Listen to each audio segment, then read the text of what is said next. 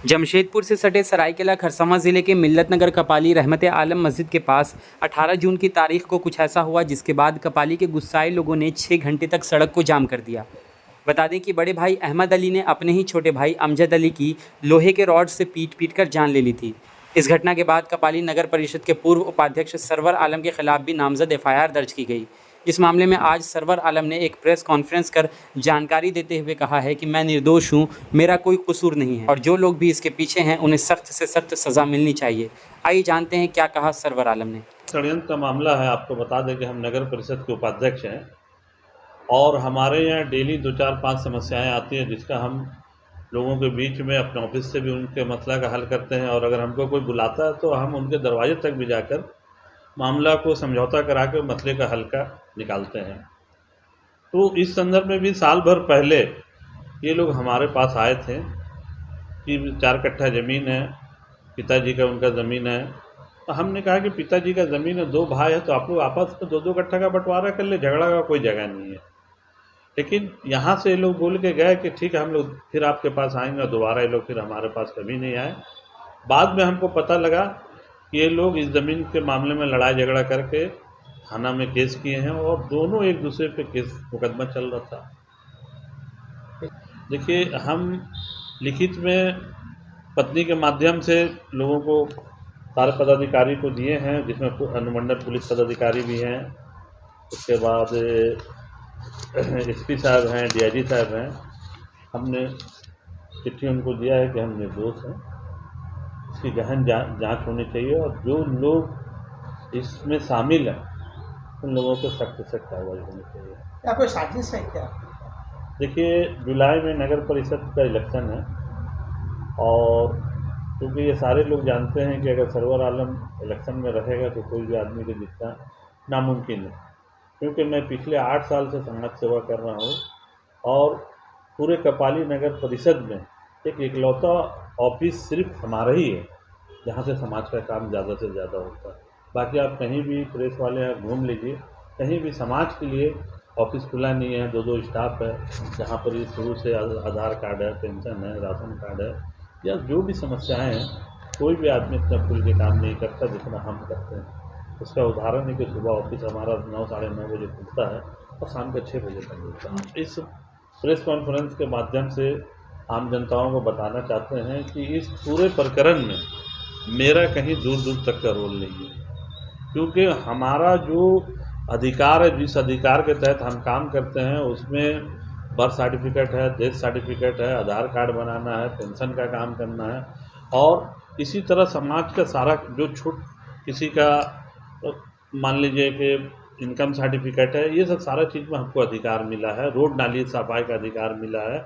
हमको कहीं पर भी ज़मीन का अधिकार नगर परिषद से नहीं मिला है जो हम ज़मीन का फैसला कर सकें।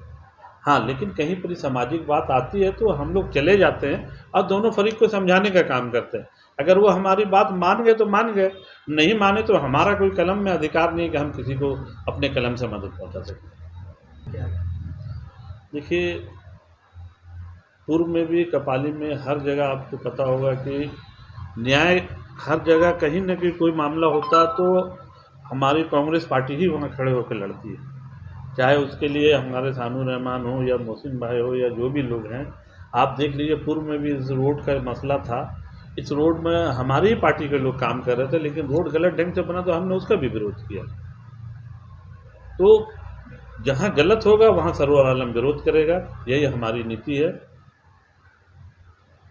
देखिए, हमें प्रशासन से पूरी उम्मीद है कि निष्पक्ष जांच होगा और निष्पक्ष जांच होगा तो इस बात का क्लियर हो जाएगा कि इस घटना में हम कहीं दूर दूर तक नहीं हैं। अगर हम होते तो दोनों परिवार के बीच में कभी भी हम मोबाइल से बात किए होते। कभी भी हमने इन लोगों से मोबाइल से कभी बात नहीं किया। कभी ईद बकरीद में मैं उसके घर नहीं गया। उन लोगों से मेरा दूर दूर तक का दोनों से कोई मतलब संबंध ही नहीं है। इसलिए हम पूरी उम्मीद प्रशासन से करते हैं कि जो 120B की जो धारा हम पे लगाई गई है कहीं से भी साबित नहीं होगी। 2 और लोग हैं मैं जैसा आपका कहना है कि 2 लोग में एक रुकैया जी हैं और एक नसीम जी हैं। तो देखिए, रुकैया जी का जहाँ तक हम मामला बोलेंगे रुकैया जी और तस्लीमा जी का आपसी विवाद है, दोनों महिला का, दोनों का एक दूसरे से आपसी विवाद है। और एक का पक्ष तस्लीमा जी कर रही थी और एक का पक्ष रुकैया जी कर रही थी।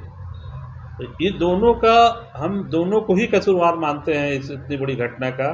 अगर ये लोग दोनों समझौता चाहते तो बगल में मस्जिद कमेटी भी थी, इन लोग कभी मस्जिद कमेटी को बुलाने का काम करके समझौता करने का नहीं की। बगल में आपको हासपी मस्जिद कमेटी है, वहाँ के लोगों को बुलाने का कभी काम नहीं की। यहाँ तक के कह लीजिए कि वहाँ का जो वार्ड पार्षद है, वहाँ भी एक छोटी सी ऑफिस वार्ड पार्षद के द्वारा खोला गया है। ये दोनों महिलाएं वार्ड पार्षद के यहाँ भी जाने का काम नहीं की। अगर ये लोग चाहते हैं कि नहीं ये मामला का समझौता हो जाए, तो अगर ये लोग कोशिश करते तो समझौता हो जाता। इस मर्डर में दोनों ही बराबर के हिस्सेदार हैं। कपाली और बगानशाही स्थित स्टार किड्स स्कूल में जारी है फ्री एडमिशन। आज ही आए और एडमिशन कराएं। स्टार किड्स स्कूल जो अपनी एजुकेशन की क्वालिटी के फाउंडेशन को बहुत तेजी से मजबूत करता जा रहा है, यही कारण है गार्जियन की पहली पसंद स्टार किड्स स्कूल बनता जा रहा है। अब स्टार किड्स स्कूल द्वारा इसी एजुकेशन को घर घर तक पहुंचाने के लिए फ्री एडमिशन जारी किया गया है। इसके संबंध में स्कूल के डायरेक्टर शहबाज आलम अंसारी ने बताया कि कपाली नियर मलिक गार्डन और बगानशाही रोड नंबर 7 मानगो स्थित स्टार किड्स स्कूल के 2 ब्रांच में फ्री एडमिशन लिमिटेड सीट के लिए जारी किया गया है। आजकल के गार्जियन चाहते हैं कि उनके बच्चे मॉडर्न एजुकेशन के साथ इस्लामिक नॉलेज दोनों की तालीम हासिल करें। यह स्कूल इन सभी जरूरतों को पूरी करता है। यहाँ बच्चों की personality development, communication skill, activities based के साथ पढ़ाया जा रहा है। साथ ही साइंस और टेक्नोलॉजी पर खास फोकस किया जा रहा है। स्कूल का मानना है कि बच्चे मां की गोद के बाद इस तरह के माहौल में अच्छी तालीम और तरबियत पा सकते हैं। इसी वजह से स्टार किड्स स्कूल आपके बच्चे को स्टार एजुकेशन देने के मकसद से शुरू की गई है। अगर आप अपने बच्चे के भविष्य को लेकर चिंतित हैं, तो अब ये चिंता छोड़ दीजिए। स्टार किड्स स्कूल आपके बच्चों को फ्यूचर में बनाएगा स्टार।